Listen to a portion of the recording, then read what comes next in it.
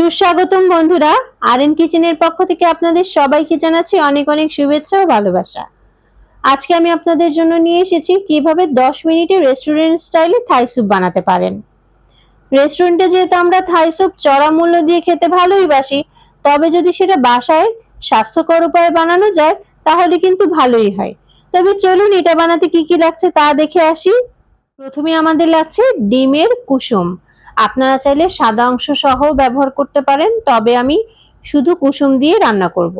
2 table চামচের মতো নিয়েছি কর্নফ্লাওয়ার, 1 চা চামচের মতো নিয়েছি আদা রসুন বাটা, 1 টেবিল চামচের মতো নিয়েছি টমেটোর সস, আর নিয়েছি 1 চা চামচের মতো সয়া সস, 1 টেবিল চামচের মতো নিয়েছি চিলি সস। এটা থাকলে দিবেন, না থাকলে না দিলেও চলবে। 100 গ্রামের মতো নিয়েছি মুরগির মাংস, আর নিয়েছি 100 গ্রামের মতো মাশরুম কুচি, 100 গ্রামের মতো নিয়েছি চিংড়ি মাছ, আর নিয়েছি কাঁচামরিচ 3 পিস, নিয়েছি গোলমরিচ গুঁড়া আধা চামচ, 1 চামচের মতো মরিচ গুঁড়া, লবণ স্বাদ মতো, আর আদা কুচি। থাই আদা থাকলে আপনারা সেটা ব্যবহার করবেন। নিয়েছি থাই পাতা, আর নিয়েছি একটা লেবু, আর নিয়েছি লেবু পাতা। এটা অপশনাল, আমার কাছে ছিল তাই ব্যবহার করছি। প্রথমে আমি মুরগির মাংস, মাশরুম এবং চিংড়ি মাছগুলোকে ম্যারিনেট করে নিচ্ছি।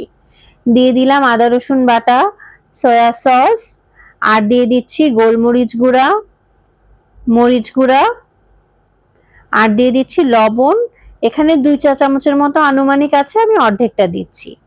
এটা দিয়ে একটু মাখিয়ে নিচ্ছি। আর দিয়ে দেব এখানে টমেটোর সস।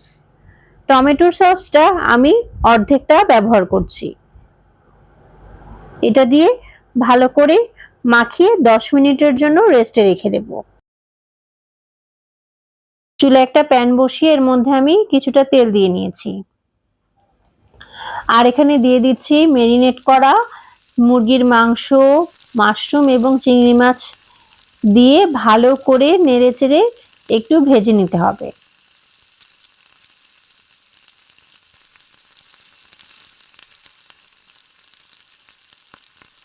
আমি একটা মিক্সিং বোল নিয়ে নিলাম, দিয়ে দিলাম ডিমের কুসুম। আপনারা চাইলে সাদা অংশটুকুও ব্যবহার করতে পারেন। দিয়ে দিচ্ছি চিলি সস, দিয়ে দিলাম টমেটোর সস। থাই স্যুপটা বানাতে সসের পরিমাণটা একটু বেশি হলেই ভালো লাগে। দিয়ে দিলাম স্বাদ মতো লবণ, দিয়ে ভালো করে নেড়েচেড়ে মিক্সড করে নিতে হবে। মিক্সড করা হয়ে গেলে দিয়ে দিব কর্নফ্লাওয়ার। 2 টেবিল চামচের মতো কর্নফ্লাওয়ার দিয়ে দিচ্ছি, দিয়ে এটা ভালো করে নাড়িয়ে মিক্সড করে নিতে হবে।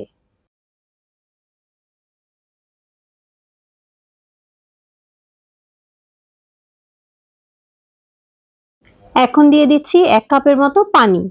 এটা দিয়ে আবার ভালো করে নাড়িয়ে মিক্সড করে নিতে হবে।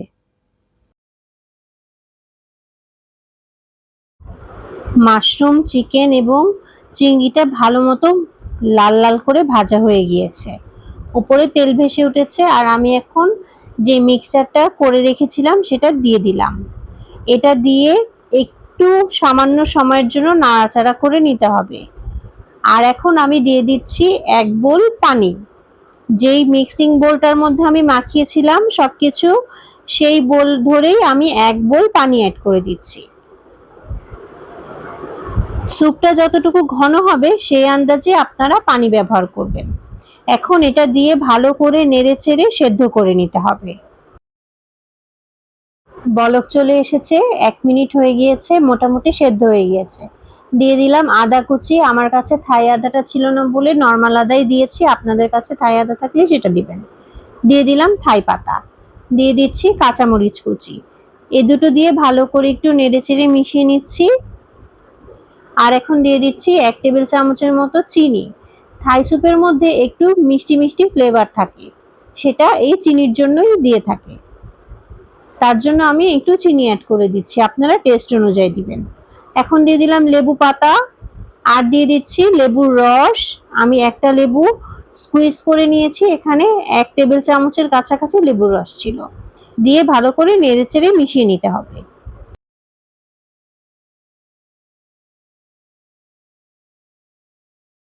কিছু 30 সেকেন্ডের মতো বলক দিয়ে নিয়েছি, স্যুপ তৈরি হয়ে গেছে। এখন পরিবেশনের পালা। তৈরি হয়ে গেল দারুণ মজাদার রেস্টুরেন্ট স্টাইলে থাই স্যুপ। দেখে তো নিশ্চয়ই জিভে পানি চলে আসছে। তাহলে আর দেরি কেন, আমার এই ভিডিওটি ফলো করে আপনিও বাসায় রেস্টুরেন্ট স্টাইলে এই মজাদার থাই স্যুপটি বানিয়ে ফেলতে পারেন। আর আমার চ্যানেলটি ভালো লাগলে অবশ্যই আপনার বন্ধু বান্ধব এবং পরিবারের সকলের সাথে শেয়ার করতে ভুলবেন না। তবে আজকে এখানেই বিদায় নিচ্ছি, দেখা হয়ে যাবে আবার নতুন কোনো রেসিপি নিয়ে। সবাই ভালো থাকবেন। আল্লাহ হাফেজ।